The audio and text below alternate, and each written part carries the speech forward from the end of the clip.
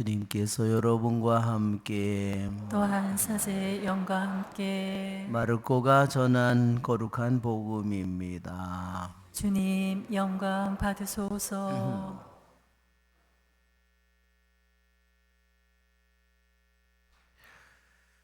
그때 예수님께서 고향으로 가셨는데 제자들도 그분을 따라갔다.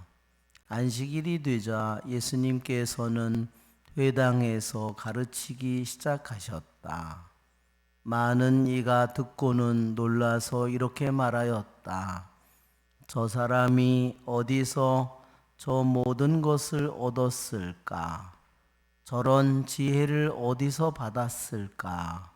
그의 손에서 저런 기적들이 일어나다니. 저 사람은 목수로서 마리아의 아들이며 야고보, 요세, 유다, 시몬과 형제간이 아닌가. 그의 누이들도 우리와 함께 여기에 살고 있지 않는가. 그러면서 그들은 그분을 못마땅하게 여겼다. 그러자 예수님께서 그들에게 이르셨다. 예언자는 어디에서나 존경받지만 고향과 친척과 집안에서만은 존경받지 못한다. 그리하여 예수님께서는 그곳에서 몇몇 병자에게 손을 얹어서 병을 고쳐주시는 것밖에는 아무런 기적도 일으키실 수 없었다. 그리고 그들이 믿지 않는 것에 놀라셨다. 예수님께서는 여러 마을을 두루 돌아다니며 가르치셨다. 주님의 말씀입니다. 그리스도님 참여합니다. 앉으십시오.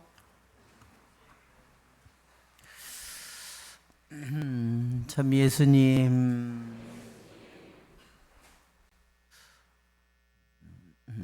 오늘 독서의 말씀은 일독서의 말씀은 에제키엘 예언자에 관한 그러한 이야기입니다.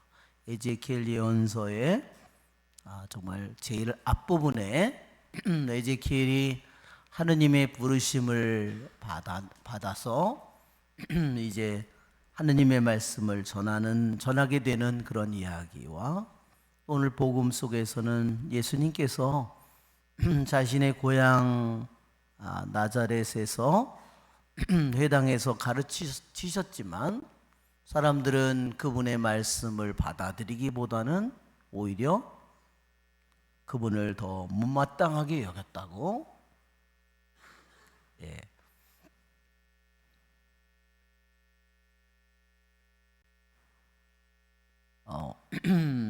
정말 영원으로부터 계신 창조주이시군 하느님께서 당신의 모습을 인간의 모습으로 감추시고 우리에게 오셨습니다. 그것도 그분이 지체 높은 집안이었다면, 정말 왕궁의 왕자로 태어났다든지 정말 귀족의 가문에 좋은 집안에 태어났다면 사람들은 그분을 인정했겠지만, 그러나 그분은 정말 인간으로서 초라한 목수의 아들로서 그분은 우리를 구원하시기 위해 찾아오셨습니다. 그러기에 그분의 구세주로서 그분이 하느님의 말씀을 전하는 일도, 하느님의 능력을 보이는 모든 일들도 의심을 받고, 또 사람들은 그 모든 일에 대해서 못마땅하고 불쾌하게 생각했다고 했습니다. 이런 식이죠. 자식, 거지 같은 집안의 출신인데 찌그러져서 조용히 가만히 있지 않고 왜 나대냐, 이런 식이겠죠. 집안에 있는 층층이 있는 어른들도 가만히 입을 다물고 있지, 이러한 논리입니다. 우리는 왜 하느님께서는 구태여 그러한 모습으로, 왜 구차한 모습으로 구세주로 되어서 우리를 찾아오셨을까? 그러면은 우리에게 어떠한 특전의 자리를 그분은 차지하지 않았어요. 말하자면 가장 좋은 명망 있는 집안에 이런 사람들이 다 인정해주는 그런 위치에서 그분은 인간으로서 오기를 원하지 않았습니다.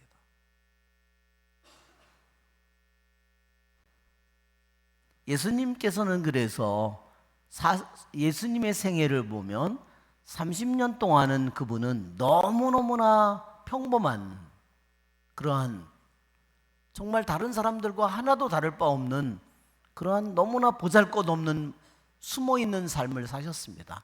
그래서 우리는 이거를 예수님의 사생활이라고 그럽니다. 그러나 3년 동안 30이 되면서부터 그분의 공적인 생활을 하는데 그것을 우리는 공생활이라고 부릅니다. 주로 복음에서 얘기하는 것은 그분의 공생활 3년의 이야기입니다. 그분의 30년의 삶은 정말로 숨겨져 있어요. 정말 탄생의 이야기, 이집트로 피난을 간 이야기, 그리고 12살에 성전을 가서 잃어버렸던 이야기, 그 외에는요 이야기가 아무것도 등장하지 않습니다. 그러나 교부들은 어떻게 생각했느냐면 예수님께서 하느님의 아들로서 당신의 모습을 드러나고 하느님의 지혜를 드러내고 하느님의 능력을 드러내는 그러한 일들도 위대한 일이지만 영원으로부터 계신 하느님께서 인간이 되어 오셔서 시간과 공간의 제한을 받는 인간이 되어 오셔서 한 집안의 그 당시의 문화와 사회 속에서 당신이 30년의 사생활을 부모에게 순종하고 집안의 어른에게 순종하면서 살았던 30년의 생애가 더 위대하다고 그렇게 교부들은 말합니다.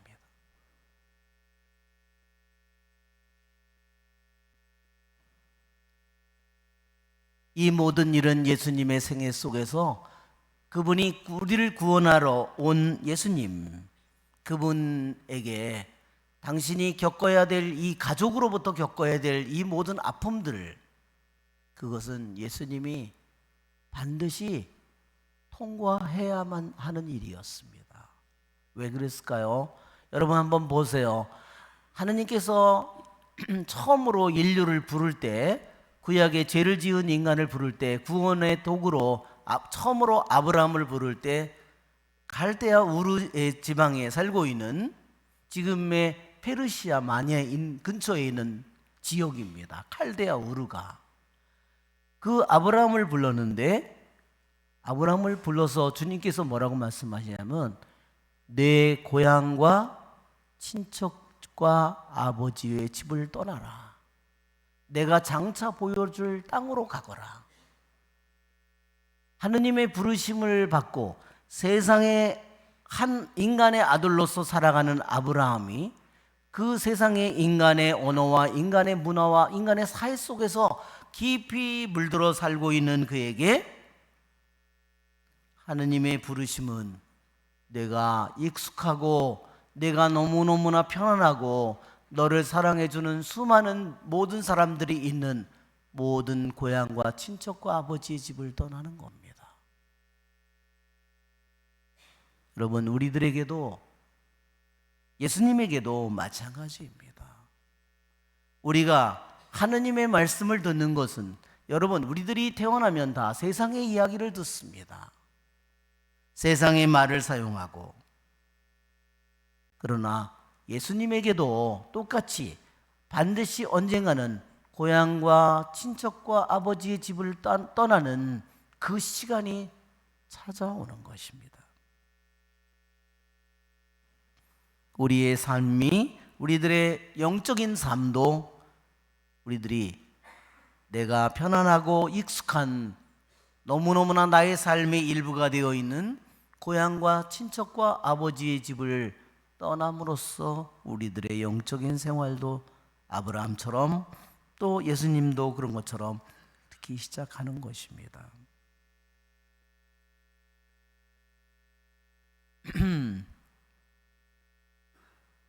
우리는 예수님께서 당신이 우리를 구원하시기 위해서 오신 주님께서는 가장 사랑하는 자기의 가족과 친척들로부터 버림을 받는, 그리고 그들과 결별을 하는 그 고통을 통해서 당신의 삶이, 우리를 구원하는 공적인 삶이 시작됨을 보여줍니다. 그분은 이 모든 것을 구세주로서 그것을 당신의 마음속에, 그 아픔을 당신의 마음속에 담고 당신 구세주로서의 길을 걸어갑니다. 여러분, 십자가에 못 박힌 예수님, 우리를 구원하시는 예수님을 보면 그분은 아무 말을 하지 않습니다. 도살장으로 끌려가는 어린 양처럼, 어미 양처럼 입을 열지 않았다. 왜 그랬을까요, 여러분? 그분은 우리의 죄를 물을 수 있는 유일한 분입니다. 내가 죄를 지었으면 죄의 의도부터, 죄의 크기서부터, 죄의 무게서부터, 죄의 악함서부터 모든 것을 물을 수 있는 유일한 분입니다. 우리는 남의 죄를 물을 자격이 없습니다.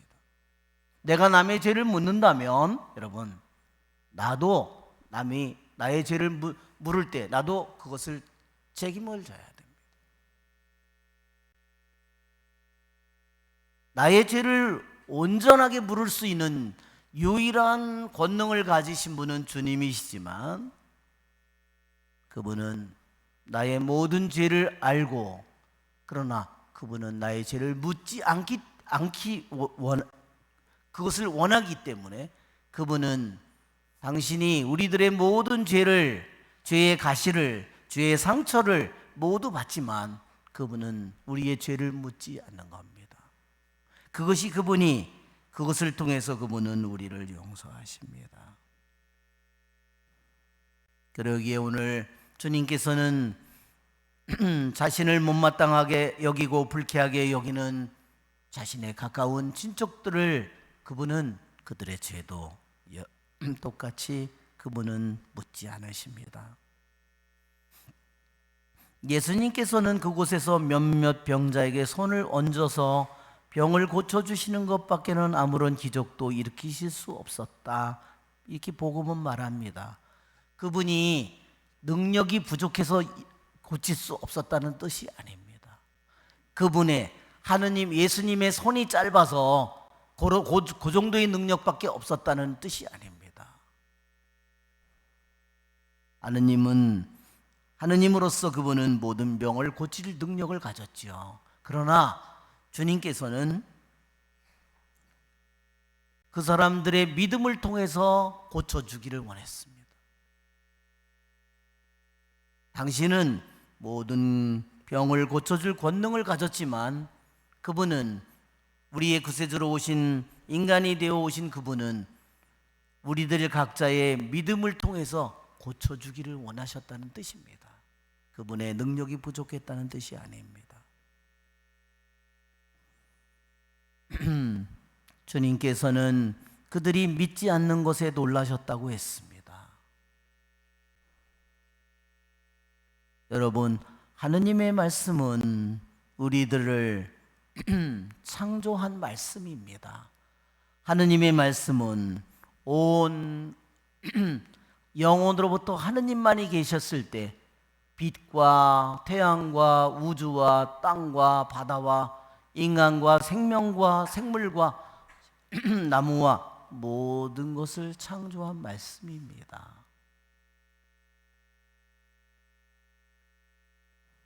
오늘 일독서에 나오듯이 또한 예수님의 말씀을 듣고 그 말씀을 받아들이기 힘들어했던 것처럼 그냥 하느님의 말씀을 듣고 왜 그들은 그 말씀에 반항을 했을까? 왜 반항을 해서 멸망을 했을까? 왜 하느님의 말씀에 반항을 할까요? 하느님의 말씀에 반항하는 것은 하느님과 나와 둘입니다. 하느님과 나와의 관계입니다. 누가 반항을 할까요? 나의 지성이, 나의 똑똑함이, 나의 주장이 주님의 주장과 부딪히는 거죠. 내 자신이 일생 동안 주님께서는 당신의 말씀으로 우리를 축복하십니다. 당신의 말씀으로 우리들 자신을 비추십니다. 당신의 말씀으로 끊임없이 그분은 우리들에게 치유의 능력을 베풀어 주시고 그분은 당신의 말씀으로 나를 용서하십니다. 그러나 내가 그분의 말씀에 대해서 내가 받아들이기를 원하지 않고 내가 그것을 거부하고 내가 그것을 도전한다면 그때는 나에게는 주님의 그 말씀을 통해서 들어오는 은총과 축복과 치유와 사랑을 모든 것을 내가 받아들일 길이 없어집니다. 우리는 우리의 모든 생각이 어디서 왔을까요? 인간의 영에서 왔죠. 우리들의 모든 생각은 또 어디서 왔을까요? 세상의 영에서 왔죠. 그러나 모든 인간의 영, 모든 세상의 영, 모든 것 위에 누구의 영이 있을까요? 하느님의 영이 있습니다. 그러기에 하느님의 영의 말씀에 굴복하기를 원하는 영혼은 복된 영혼입니다. 하느님의 모든 것 위에 계신 하느님의 영에게 귀를 기울이는 영혼은 복된 영혼입니다. 모든 것 위에 계신 하느님의 영에게 영의 말씀을 내가 이루려고 하는 자는 참으로 복된 영혼입니다. 우리의 좋으신 주님을 찬미합시다.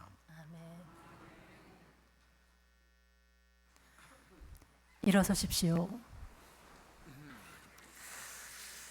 전능하신 천주 성부 천지 창조주를 저는 믿나이다.